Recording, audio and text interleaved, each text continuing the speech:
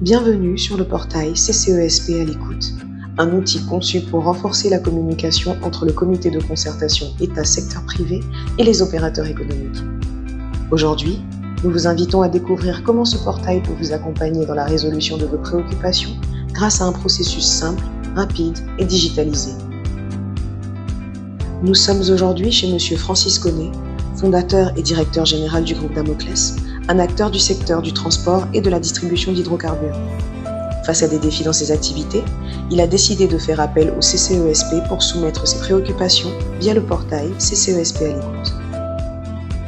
Je suis Francis Connet, fondateur et directeur général du groupe Damoclès. Damoclès est une entreprise qui fonctionne, qui évolue dans le secteur des hydrocarbures, le transport. Et au fur et à mesure, nous avons voulu nous diversifier et nous sommes partis dans le transport des hydrocarbures. Donc du coup, depuis Damoclès existe, ça fait qu'aujourd'hui, le développement de notre activité est vraiment un peu plus difficile parce qu'il est difficile pour nous d'avoir les documents administratifs. Nous sommes allés à la direction des hydrocarbures, ils nous ont dit tout se fait sur une plateforme numérique. Et quand tu t'inscris, difficilement, il y a les lenteurs administratives, les choses vont difficilement, n'avancent pas. Et donc, du coup, nous sommes toujours obligés de travailler en sous-traitance. Grâce au portail CCESP à l'écoute, M. Connet peut soumettre ses préoccupations en ligne de manière simple et rapide. Ce portail permet aux opérateurs économiques d'accéder directement au CCESP, qui s'assure ensuite, en collaboration avec les différentes structures de l'administration publique et du secteur privé, de traiter et résoudre leurs préoccupations. Une fois soumise, la préoccupation est rapidement prise en charge par un conseiller technique du CCESP. Ce dernier travaille en collaboration avec les administrations concernées et le secteur privé pour apporter des solutions concrètes. Dans la préoccupation émise, il nous demande en fait un appui, surtout qu'il a introduit une demande en fait d'autorisation de transport d'hydrocarbures, mais rester toujours en attente. La prochaine étape serait en fait d'échanger avec l'opérateur, M. Connet Francis, comme je l'ai indiqué, en fait, pour avoir les différentes décharges des documents transmis à la Direction générale des hydrocarbures.